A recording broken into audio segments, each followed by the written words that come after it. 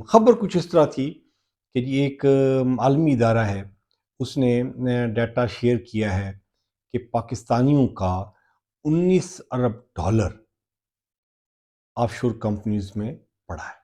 उसमें से 10 अरब dollar Dubai में इन्वेस्ट किए गए।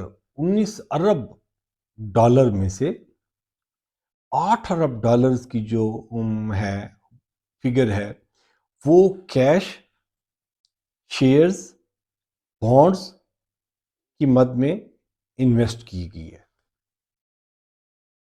और 11.2 अरब डॉलर ये रियल स्टेट में इन्वेस्ट किए गए। ये पाकिस्तान से निकलकर दूसरे मुल्कों में इन्वेस्ट किया गया है। किन लोगों ने किया है? छोटे छोटे दिहाड़ी वाले, रेडी वाले, इन्होंने किया है, या फिर बड़े बिजनेस टाइकॉन है उन्होंने यहां से किया, या फिर जिसने करप्शन की है, बड़े बड़े इंडस्ट्रियलिस्ट, उनका पैसा होगा, वो पैसा यहां से निकाल के लेके गए, बाहर इन्वेस्ट कर दिया। क्यों इन्वेस्ट किया? यहां पाकिस्तान में क्यों नहीं इन्वेस्ट कर सकते? ये एक अलग डिबेट है। पाकिस्तान से बाहर पैसा लेके गए, लीगल लेके गए, इलीगल लेके गए, ये अलग इशू है। जो करप्शन वाला पैसा था वो बाहर शिफ्ट हुआ है, और आम आदमी का ये पैसा है नहीं। अभी ऊपर वाली जो क्लास है वो कितनी है जिन्होंने ये 19 अरब डॉलर भेजे हैं बाहर?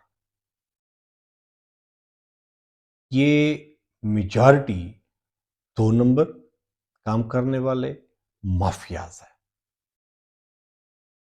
मैंने पिछले प्रोग्राम में जिक्र किया था जब नवाज शरीफ ने अपना 9 नुकाती एजेंडा पेश किया कि जी मुल्क को तरक्की और खुशहाली के लिए इन 9 पॉइंट्स पे मैं काम करूंगा।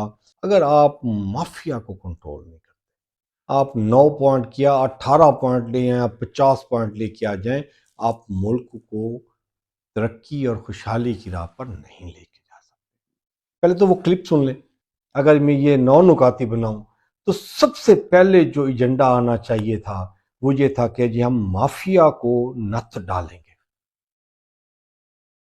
वो माफिया चाहे रियल स्टेट माफिया है, वो चाहे माफिया आपका सीमेंट इंडस्ट्री का माफिया है, वो शुगर इंडस्ट्री का माफिया है, वो स्मगलिंग का माफिया है, वो जिस भी किस्म का माफिया है, सबसे पहले आपने माफिया को कंट्रोल करना है।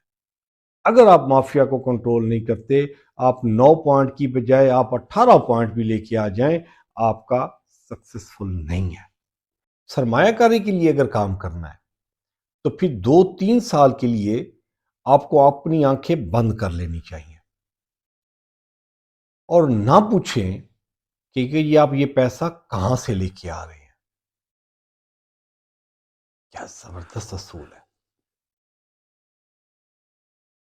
आप नहीं पूछेंगे एक बंदे से कि जी वो पाकिस्तानी है और वो बाहर से रहता पाकिस्तान में है, बिजनेस पाकिस्तान में करता है, पैसा उसका बाहर से आ रहा है, वो कैसे बाहर से आ रहा है?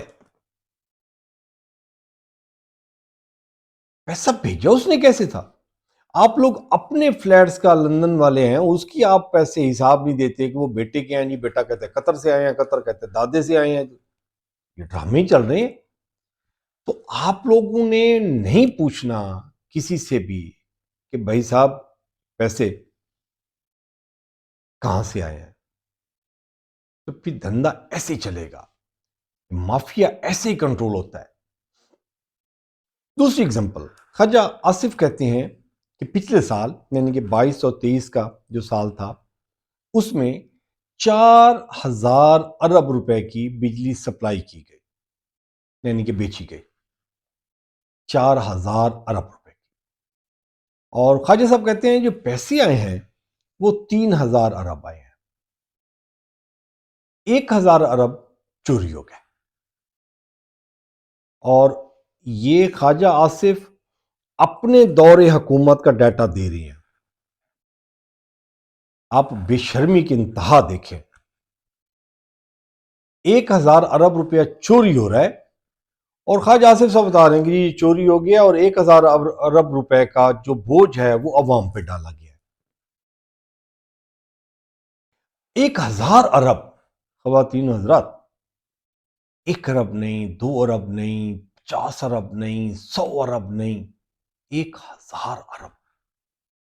अगर आप माफियाज को कंट्रोल नहीं करते, ये 1,000 अरब रुपए बिजली की चोरी में चले गए, इसी तरह ठीकूम की मद में चले गए, इस तरह सीमेंट में चले गए, इस तरह शुगर माफिया बैठा हुआ है, इनकी अपनी मिलें हैं सारी की सारी। माफिया को आप कंट्रोल नहीं करेंगे, आपका मुल्क तरक्की नहीं कर सकता। आप कुछ करते रहें, आप कंट्रोल करेंगे पैसे को। पहला काम तो ये करेंगे जी, पैसे को पाकिस्तान से बाहर नहीं भेजना चाहिए, इस पे सख्ती कर दें। क्योंकि रुपया तो यहां से कोई लेके जाता नहीं है, लेके जाते हैं डॉलर। फिर आप पूरा साल रोते रहते हैं कि जी डॉलर शॉर्ट है, जी डॉलर कंट्रोल नहीं हो रहा, डॉलर की प्राइस कंट्रोल नहीं हो रही, डॉलर। डिमांड एंड सप्लाई का फार्मूला आप बताते हैं, क्योंकि डिमांड बढ़ गई है, सप्लाई है नहीं, डॉलर आ नहीं रहे, आपकी जो है ना जी वो एक्सपोर्ट हो नहीं रही, तो कहां से आएंगे डॉलर? ये दो काम तो करें आप। ये 19 अरब डॉलर हैं किसके और पाकिस्तान से कैसे गए? बस ये दो काम कर दें, बाकी काम आसान हो जाएगा।